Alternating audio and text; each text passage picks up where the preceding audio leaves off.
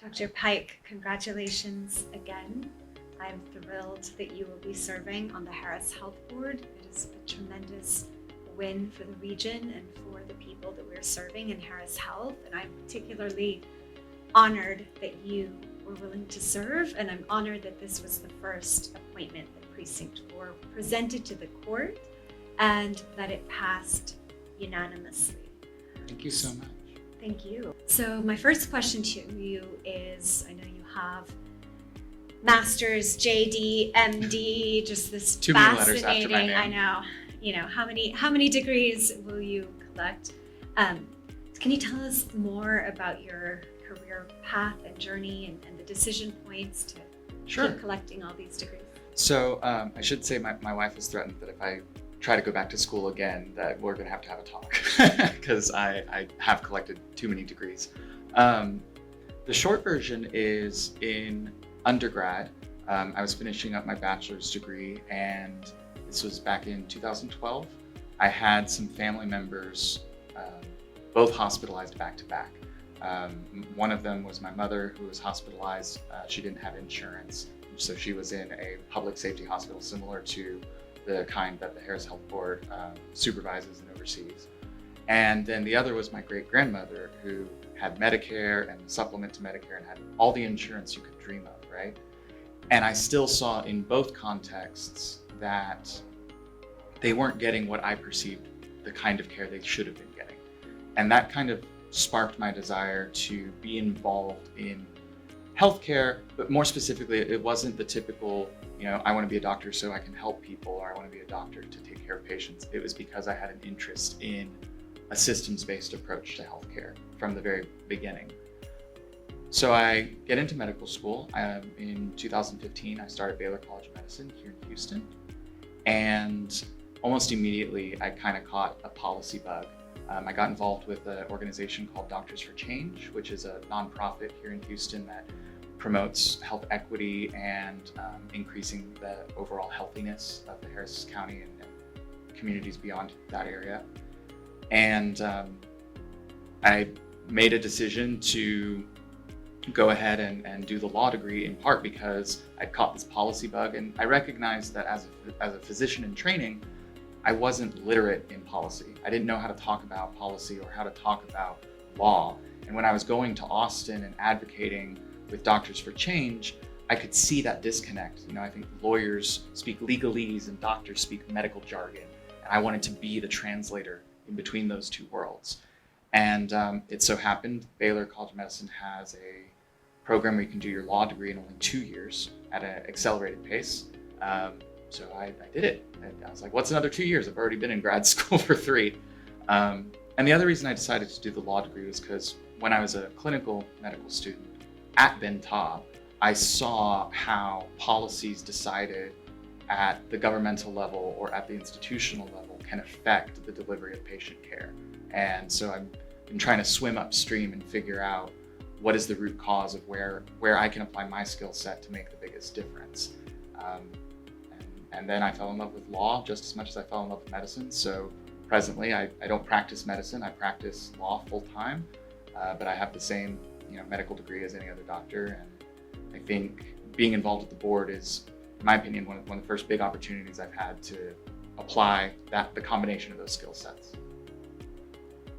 It's amazing everything you've been able to do thus far, and I just am thrilled that Harris County will have your expertise and vision, leadership skills, and just your commitment to equity and justice at the table making these decisions that will affect so many families across the region. So can you tell me more about the role you believe Harris Health plays and should play in providing services and really advancing in terms of equity and quality of care in the region? Sure. So anytime we discuss about something as a concept as lofty as equity or justice, I think it's important that we try to define it as best we can.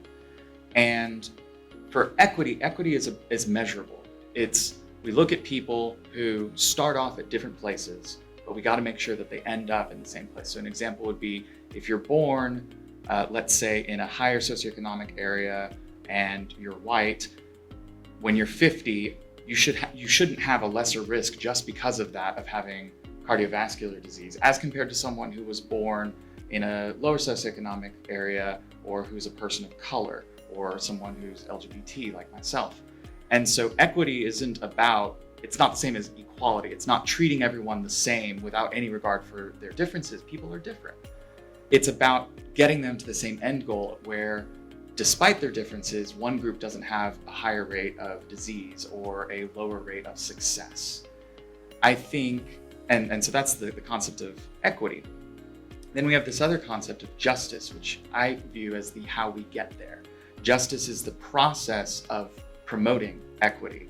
It's making sure that the processes that we adopt at Harris Health are fair, that they are non-discriminatory, and that they take other people, all of these different people's uniqueness into consideration when we're making policies. And so I view my role at Harris Health and the role of Harris Health broadly as we have an obligation to the people we serve equally, whether they are rich or poor, black, white, queer, not, it doesn't matter. Everyone deserves Harris Health's ethical attention and deserves to be served in the same way because we're a public entity. And so that is, I think, what the overall mission of Harris Health is to deliver the services that it provides to people who are in need, regardless of where they come from. Thank you.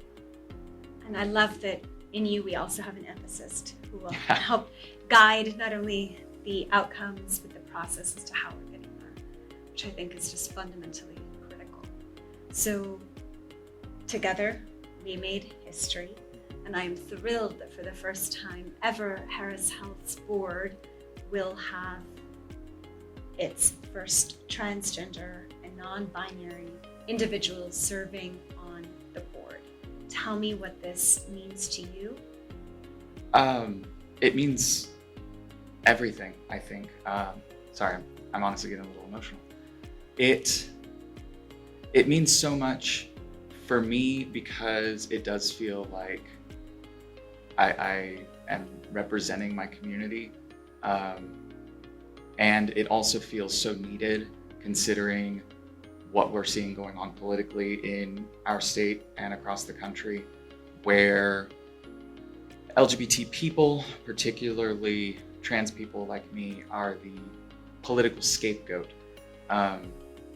And so I think on the one hand, I'm incredibly honored and excited to be a voice of the LGBT community at the table, helping make these decisions and helping to inform these decisions. And I'm also admittedly a little scared. I can tell, I know that for a lot of people, I might be the first trans person they've met. And so I feel like I need to hold myself to a really high standard to make sure that I represent my community well. And show people that you don't have to be scared of trans people. You don't need to be intimidated by them or fear them. We're just normal people trying to survive and trying to make the world a better place like everyone else. It gave me so much joy for us to get a unanimous vote here in Harris County for you to serve on the board, because it's been a long time coming, and finally we will have a transgender person, a non-binary person serving. And to me, it was a bright spot here in Harris County, especially given what we're seeing at the state level and frankly across the country. And I hope that one day the state of Texas will be more like Harris County. We have a lot of work to do here, but at least we are making progress and being a light of what is and should be. And I look forward to showing the phenomenal impact that having more diverse and inclusive perspectives at the table will have for the benefit of the entire community. And so my last question to you is, looking at the end of your term, what would success on this board look like to you? Oh, wow. So as a physician and someone who likes numbers, even though I think that the joke is that all lawyers hate math, because I'm also a doctor, I also happen to like math. I would love to see quantifiable improvements in key indicators of health for particularly vulnerable communities. You know, Houston, I love Houston so much because it is one of the most diverse places in the country. And for me, success would be if I compare metric, whether it's something like rates of diabetes, rates of cardiovascular illness, accessibility to food, you know, looking at food deserts or people who are struggling with housing, wherever Harris Health can have some sort of effect there. If we see a statistically significant improvement from when I start to when I finish my term, that is for me how I would define success in my capacity. But I also think that there's a little success that we can celebrate now from what we've been talking about. I am the first transgender person. We are showing that already Texas is not this monolith that doesn't like trans people. And so I think for myself, I'm enjoying a little bit of success now in that I've created visibility for my community. And then I would like to continue to create that visibility while effectuating more, you know, concrete success in those metrics. Well, we are honored that you're willing to serve. You're so incredibly well qualified to be on the board, and this new perspective that you will bring to the table will benefit all of our communities. And I just can't wait to see the impact. And as a very proud ally, I look forward to being on this journey with you and with the Harris Health Board, because we are only moving in one direction here in Harris County, and that's forward. We're never going back. And so I look forward to improving the quality and improving access of healthcare together. And on behalf of the Precinct 4 team and the entire Commissioner's Court, we're very thankful for your service, Dr. Pyke. Thank you so much, and thank you for appointing me, letting me be part of your team. I look forward to it. Thank you.